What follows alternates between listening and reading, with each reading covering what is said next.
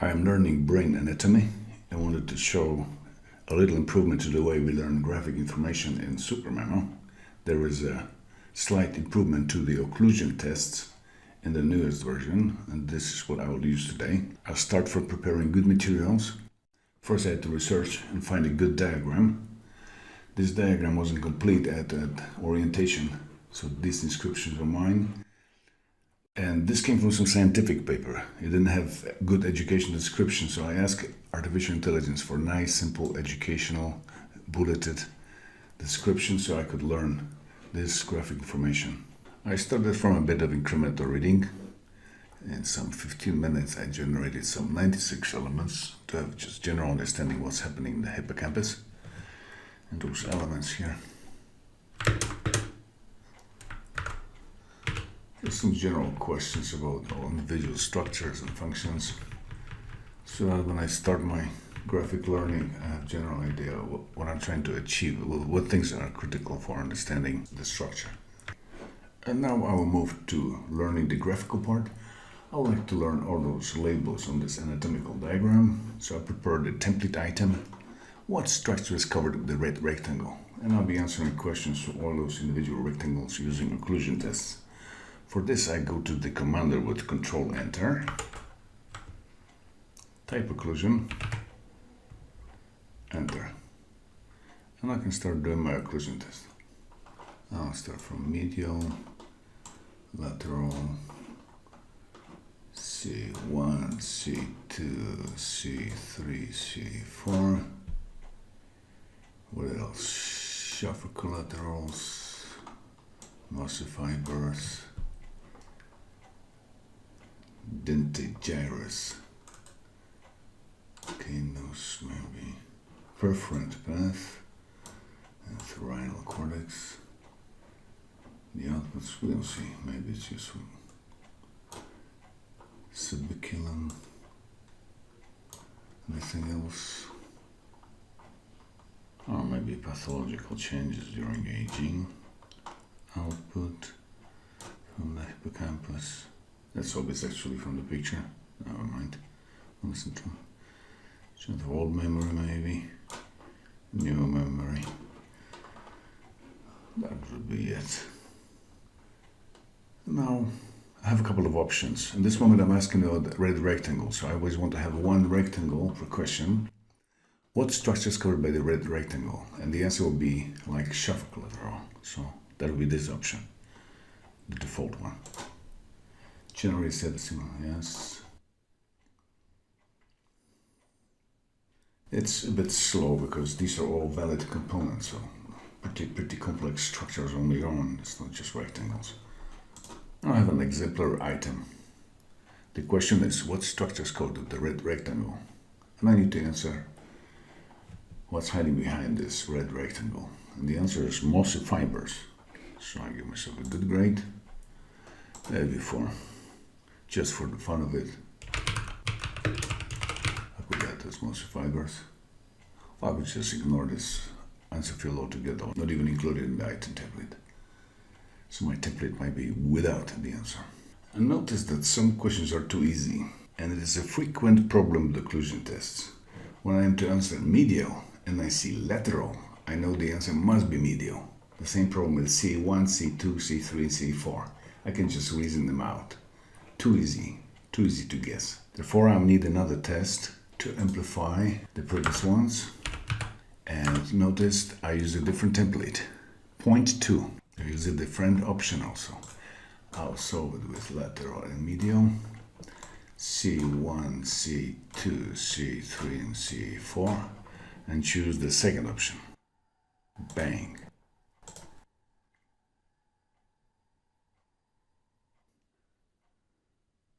Now using Shift-Alt-L, I can test those questions, or can just start learning.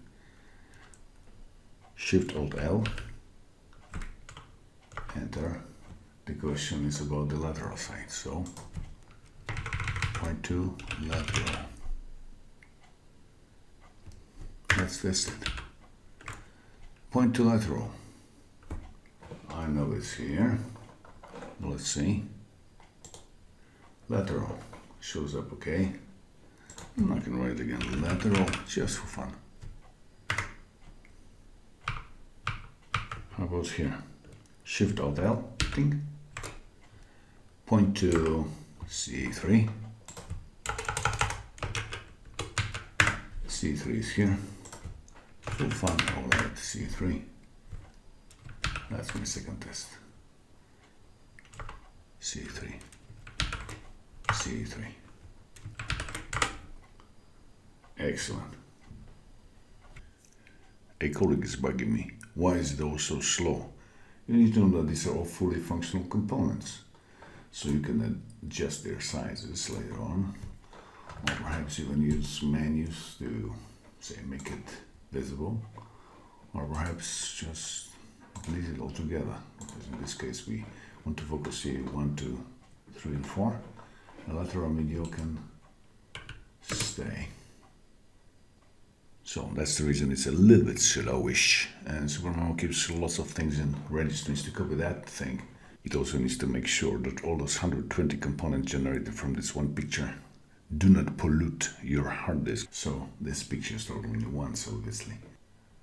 So now we can get down to learning. Let's just have a look at the final outcome. So in my coronal section of the hippocampus, I have my occlusion tests, 23 of them. There are a couple of elements with, say, what structures go to the red rectangle.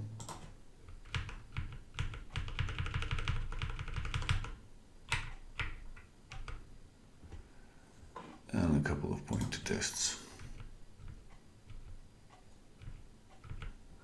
And the rest is the material from incremental reading. And about a week later, I can say all this knowledge is perfectly set in my head, memorized to perfection. Let's have a look. We get 108 items.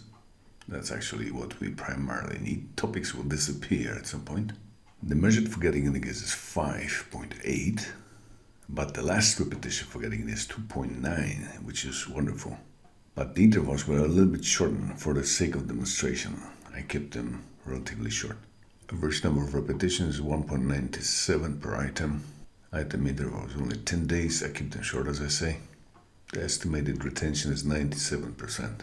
Now we can have a look at the next repetition. July 15th, but this is the topic. Maybe let's filter for items.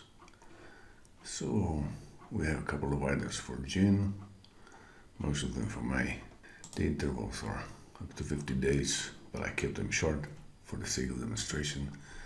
Repetitions up to 5. Well, those mostly come in neural review when they're important, so they can be overrepresented. Lapses come from bad formulation at the beginning.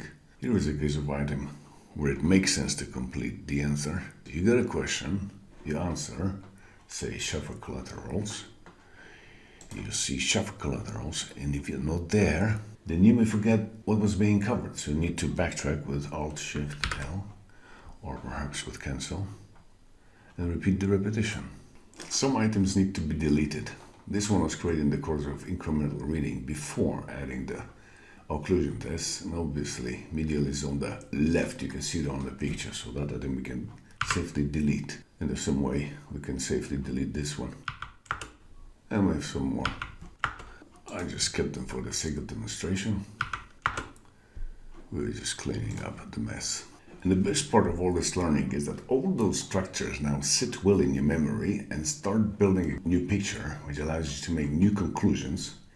And the most interesting part of that is that there is a nice circuit which is establishing memory. There is a pattern separation, pattern completion, and in CA1 cells there is a signal which can then be shortcut from entorhinal cortex. So this is something which is well established structurally, but now to establish it well in the memory in the context of creative expansion of ideas, I'll do neural review.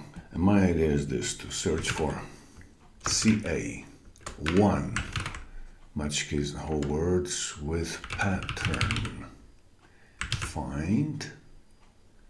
So that's the entire collection with everything I managed to collect in the subject of CA1 and pattern recognition or completion or separation. And now nicely Neural review. Control F2. Bang.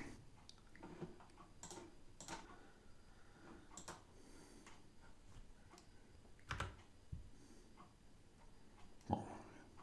Here we have something interesting.